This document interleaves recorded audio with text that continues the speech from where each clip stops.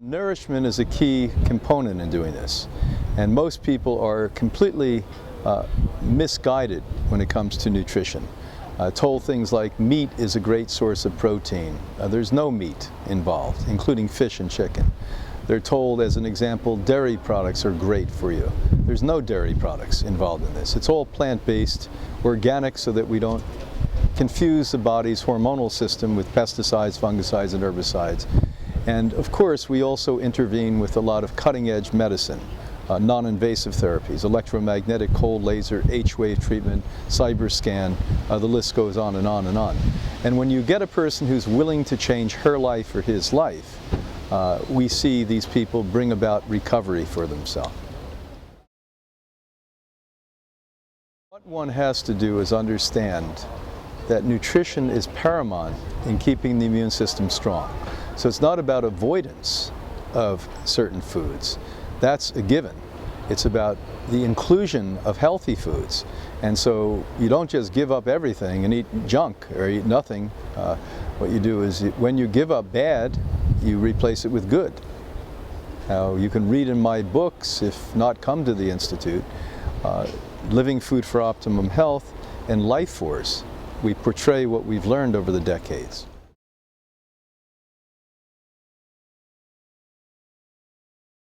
Recognize that when you avoid particular things, even in healthy foods, it's not always permanent.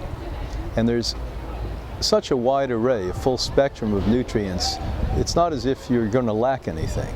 So if we cannot have particular grains because they have active ingredients in it that your body's not responding to well, you replace that. You know, there are other things that we can use and other forms of grains that you may be able to use. The world is just big and wide, and we've explored it and pioneered it forever, and we don't have problems with these issues. When you have problems is when you don't have the knowledge and wisdom, or you're being counseled by somebody who unfortunately doesn't have the knowledge and wisdom. Well, I'm not really sure that the gut's in disrepair and 100% of histamine issues. I think it's overreaction. It's sort of like a guy that comes back from the war, and when he hears an explosion, he always falls to the ground. So I think it's a biochemical confusion that occurs. And yes, the intestinal tract may have to do with it, but it's more hormonal than it is directly an organ system. So what we do is adjust balance of hormones, and we do hormonal testing and see what we can do to increase or decrease particular hormones in the body. No, it could be a wide variety. Esters, estrogens, progesterones, testosterone, and some of the nuance hormones.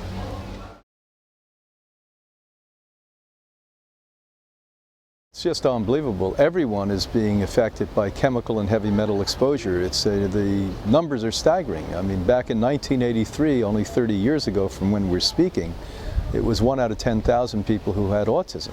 Today, it's 1 out of 50. And that is definitely heavy metal and chemical exposure. Other people endure cellular concerns with this. But what you do is have to detoxify the body with infrared saunas. There's certain methodologies, nutrients that we use. Certainly eating a very pure and very clean diet, drinking adequate amounts of pure fluid, water, and green juices, etc., not high sugar, no fruits, etc. And then what we do is use a whole methodology of things like lymphatic drainage, neuromuscular work, and this expedites the process by 2 to 3 times, along with the saunas. Number one, when you germinate a food and don't react to that particular type of food, it becomes so easy to digest, so healing, and so abundantly nourishing. It increases the nutrients 8 to 12 to 15 times. So sprouts would be at the top of the list. Blue-green algae, number 2, a supplement. Green algae, number 3.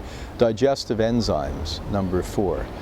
When I looked at other foods, it depends upon the individual. Sometimes they can eat ripe organic fruit, in season, local, never shipped fruit. That can be part and may not be. When you have certain kinds of problems, in the majority, I would take fruit out of the diet. I would also be using, if you're going to be using any cooked food at all, they have to be foods like foods that are so pure that, for instance, if you were going to eat a pasta, it would be clear noodle pastas made out of mung beans, not a pasta. Very few, if any, people react to such a thing. Also, you'd look at seeds, sunflower seeds, poppy seeds, hemp seeds.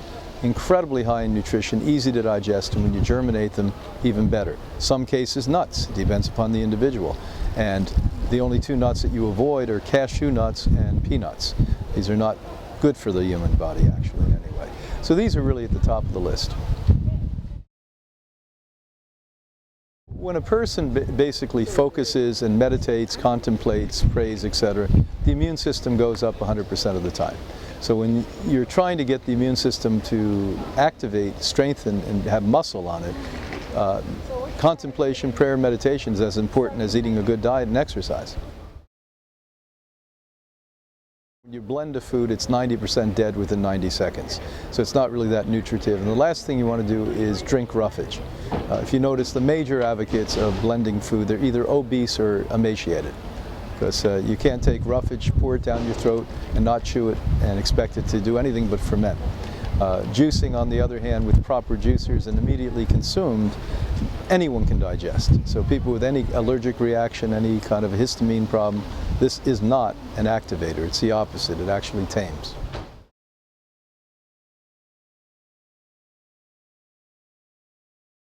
Number one, sprouts. If you could take sunflower sprouts, pea green sprouts, these high protein, complete protein foods.